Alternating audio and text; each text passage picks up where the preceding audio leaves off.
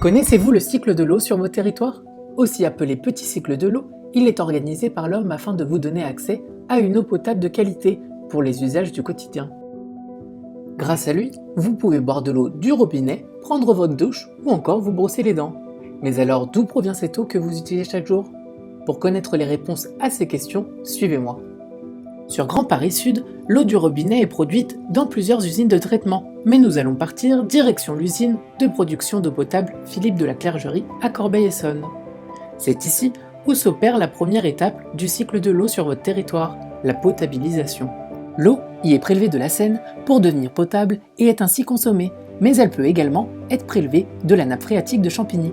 Elle commence par pomper 900 m3 d'eau de la Seine toutes les heures, soit l'équivalent de 900 000 litres, et traite en moyenne 3 300 000 m3 d'eau chaque année. Suite au pompage, ces grandes quantités d'eau sont envoyées vers un dessableur et un tamiseur afin d'enlever les grosses particules comme les bouteilles en plastique ou encore les feuilles mortes se trouvant dans l'eau de la Seine. Mais des particules subsistent, c'est ce qu'on appelle les matières en suspension, qui doivent être séparées de l'eau grâce à une décantation et une filtration sur sable. À ce stade, il n'y a plus de particules visibles dans l'eau, mais il reste des matières invisibles à l'œil nu. Ces matières, dites organiques, doivent disparaître de l'eau car elles ne sont pas appropriées aux usages de l'homme. À l'aide de procédés chimiques tels que l'ozonation et la filtration sur charbon actif en grains, l'eau peut ainsi être désinfectée d'une partie des mauvais micro-organismes. Elle sera définitivement débarrassée des substances microscopiques qu'après l'ultrafiltration, qui garantit une qualité irréprochable de l'eau sur le plan sanitaire. Il ne reste plus qu'à chlorer l'eau pour garder sa qualité, car avant d'arriver jusqu'à vos robinets, elle doit emprunter un chemin souterrain bien gardé. Et c'est parti! Une fois l'eau potabilisée, en route pour les différents châteaux d'eau répartis sur tout le territoire de Grand Paris Sud, comme celui du lycée à Corbeil-Essonnes. Le château d'eau est un grand réservoir d'eau qui permet d'assurer une pression continue dans la canalisation et une réserve en cas de besoin. Une fois le château d'eau rempli, l'eau potable se redirige jusqu'à vos robinets grâce à un réseau connecté de 118 km de canalisation constamment contrôlé. Toute la famille peut ensuite profiter d'une eau à la maison, de qualité pour tous les usages domestiques. Lorsque l'eau a été utilisée, on dit qu'elle est usée. Elle doit alors repartir dans un réseau de canalisation pour être acheminée jusqu'à la station d'épuration. Grand Paris Sud possède plusieurs stations d'épuration, mais nous allons découvrir celle située à Évry. Alors suivez-moi. Cette station d'épuration traite en moyenne 48 000 m3 d'eau usée par jour, soit environ une capacité de 250 000 EH, équivalent habitants. Elle a pour fonction de collecter les eaux usées, les traiter et les restituer au milieu naturel selon des normes strictes de qualité de la Seine. Dans un premier temps, les eaux usées rejoignent la station d'Évry par écoulement gravitaire. Grâce à des postes de relevage, ces eaux sont élevées pour atteindre le même niveau que les bassins de traitement grâce à cette vis d'Archimède. Elles peuvent ensuite commencer la phase de pré-traitement. Cette étape permet d'éliminer les gros déchets ainsi que les sables et les graisses. Lors de la phase de pré-traitement, des dégrilleurs retirent les solides de plus de 10 mm présents dans les eaux usées. Saviez-vous que 2 tonnes de lingettes bougent chaque année les réseaux d'assainissement de Grand Paris Sud? Il ne faut donc pas jeter les lingettes, serpillères, chiffons et autres substances dans les toilettes au risque de casser le processus de filtration.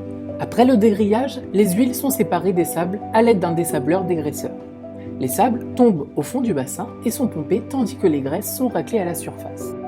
Malgré cette étape, des matières en suspension persistent au sein des eaux et doivent être enlevées par le long processus de la décantation. Ce procédé fait tomber les matières en suspension qui, en s'accumulant, forment un lit de boue destiné à être raclé et valorisé par la suite. Débarrassées des matières en suspension, les eaux sont envoyées pour 60% dans un bassin d'aération et traitées biologiquement. Grâce à des injections d'air, l'eau du bassin fait des bulles et active de bonnes bactéries capables d'absorber la pollution dissoute dans les eaux usées.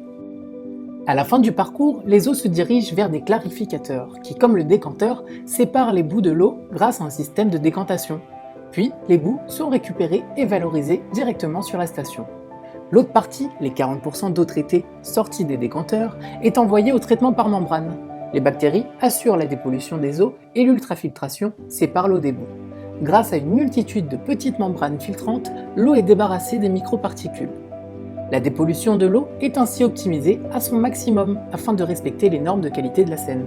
Les différentes étapes de traitement ont engendré l'apparition de boues qui ont été récupérées par l'usine tout au long de la dépollution de l'eau. Saviez-vous que le traitement d'un mètre cube d'eau usée produit entre 350 et 400 grammes de boue? Les boues sont traitées spécifiquement en fonction des usages que l'on souhaite en faire et subissent différentes étapes de traitement. La première est l'étape de l'épaississement. Elle se réalise dans un épaississeur et permet, comme son nom l'indique, d'épaissir les boues.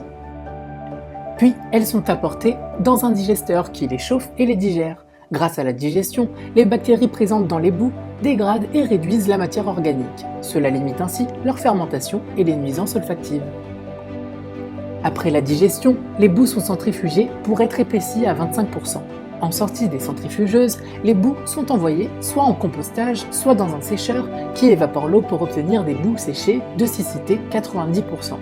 L'ensemble de ces boues est utilisé en grande partie comme engrais agricole. La digestion des boues produit de l'énergie appelée biogaz, une énergie verte qui sera réutilisée pour le séchage des boues et le chauffage des digesteurs. Après toutes ces étapes de traitement, l'eau est dépolluée et peut être restituée à son milieu naturel, la Seine, pour recommencer à nouveau le chemin qu'elle vient de parcourir.